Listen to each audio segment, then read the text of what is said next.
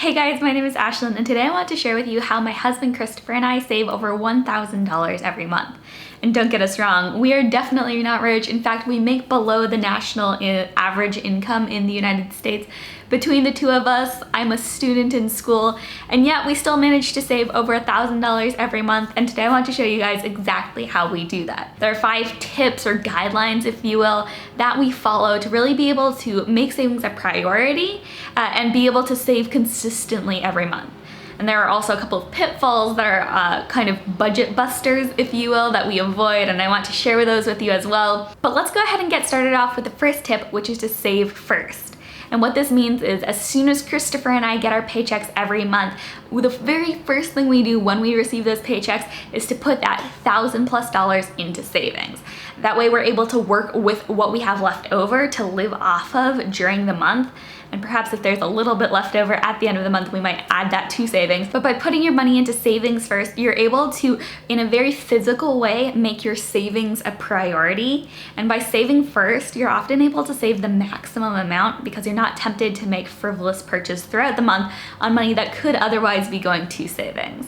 So that's the biggest and best tip I can probably give, is simply to put your money into savings first at the beginning of the month when you first get paid, and to keep those accounts separate. Keep your spending and your saving account separate so that you can slowly see your savings increasing, and once again, being able to eliminate frivolous purchases that might be made because you see a lot of money in your bank account. If you keep that money in your savings account rather than your spending account, you'll be able to mentally see the difference. So put your money into savings first and just leave it there and let it accumulate. My second tip is to use shopping lists and to stick to them.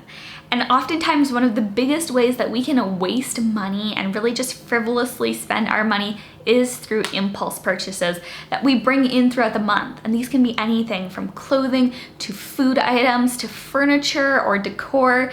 It can really be a host of different items or even experiences, but by creating a list of the items that you need to buy, whether you're going grocery shopping and you're creating a grocery shopping list, or you're trying to fill out some holes in your wardrobe and you're creating a list for that, by using shopping lists and by really sticking to them, it allows you to bring in items to your life intentionally in a way that's going to eliminate your having impulse decisions and impulse buying. I'm sure that a lot of us have heard of the advice not to go grocery shopping when you're hungry, because you simply buy a lot more than you actually need.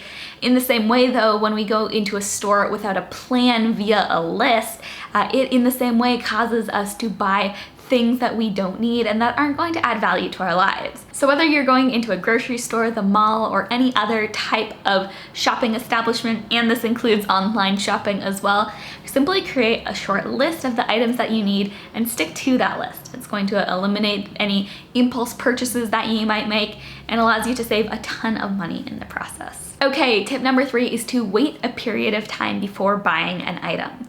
And this can be anywhere from 24 hours to 30 days, depending on how large the purchase is as a percentage of your annual income. But the practice here is true no matter what your income is. And it's simply that oftentimes in the moment, when we're considering buying an item, we can get excited and exaggerate the need or the value that something is going to contribute to our lives.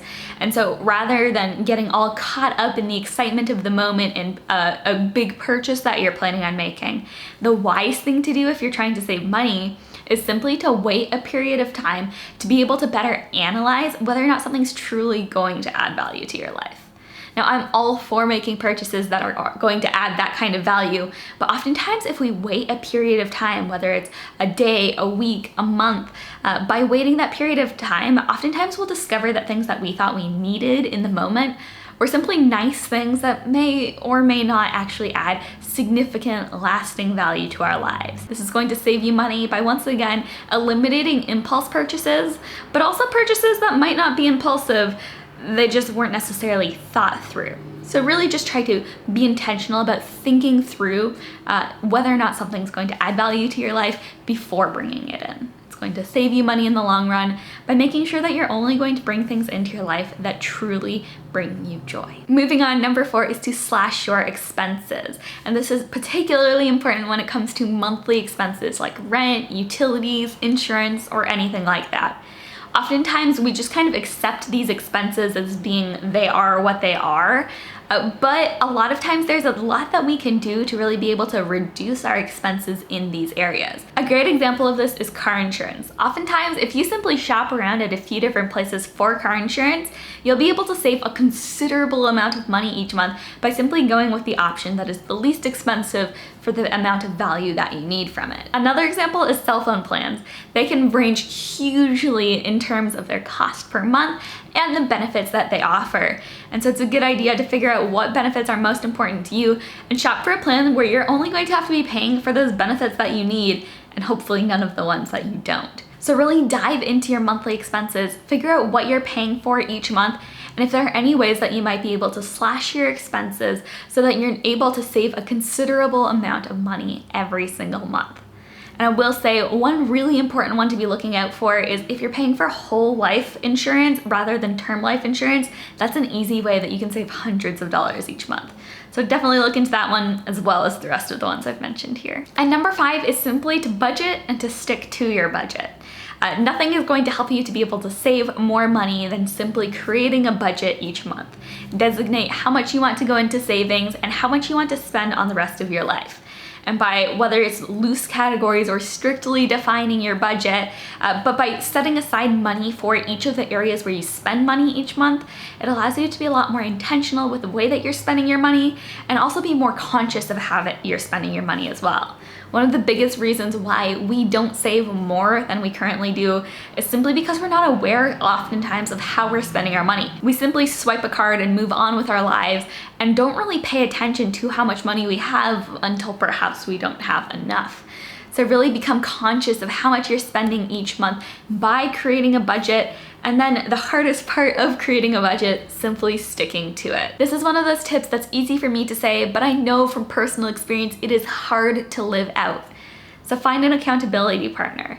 Find somebody who you can discuss your financial situation with and who can keep you accountable to the savings goals that you have and encourage you to stick to your budget and really meet and exceed what your goals are financially. So those are the 5 tips that Christopher and I use to be able to save over $1,000 every month, but we wouldn't be able to do it without avoiding some of the common savings pitfalls that people fall into. And there are 3 of these, so let's run through them really quickly. And the first one is the tendency people have to replace anything that's broken and to buy everything new.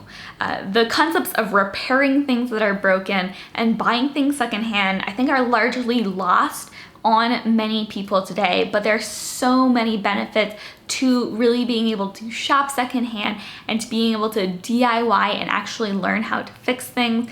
And not the least of them is that you're going to be saving a ton of money in the process.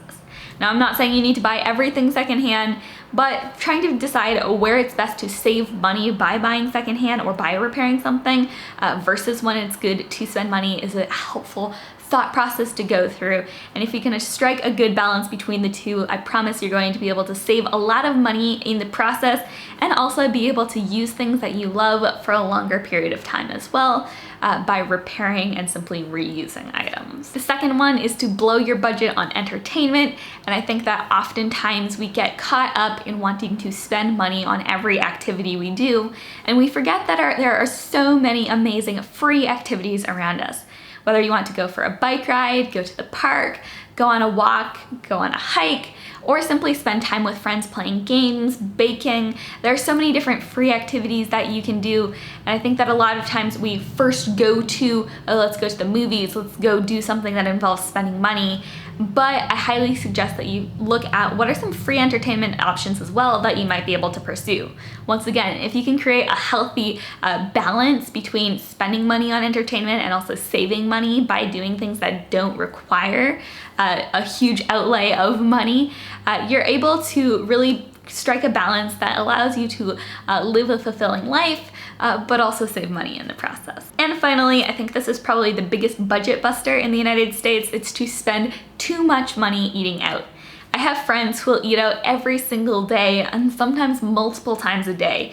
And the amount of money that is involved in spending money eating out versus preparing your own food is huge. not only is the amount of money that you spend not really always worth it because you're often ingesting food that's not as good for you as if you had prepared it yourself, but you're also spending extraordinary amounts of money simply on buying pre-prepared food.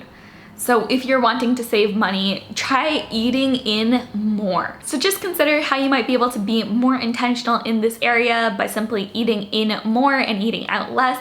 You can stand to save a ton of money. Well, there you guys have it. Those are the 5 ways that Christopher and I save over $1,000 every single month, as well as some of the pitfalls that we avoid as we're trying to save money. I hope that this was helpful for you and that it gave you some inspiration and ideas on how you can save more every single month. And whatever your financial savings goal is, whether that's $1,000, $2,000, $5,000, or even $100 or $500, any amount that you can save on a routine basis is going to help you to establish your long-term goals, be able to be saving money for the future, and also live more intentionally with the way that you're spending and saving your money. I'd be interested to know though if you guys have any savings goals, how much are you trying to save every month, and what strategies and tips are you using to really be able to accomplish that? Let me know your thoughts on this in the comments below, and if you made it to this end of this video and haven't subscribed already, I highly encourage you to hit that red subscribe button. It's not red, is it? Hit the subscribe button down below for more weekly inspiration about minimalism, saving money, and intentional living. I love you guys all so much though. Thank you so much for watching. Go ahead and share this video with anyone who you think might get value from it. And yeah, I think that's everything. Have a great day, guys, and I'll see you in the next one. Bye.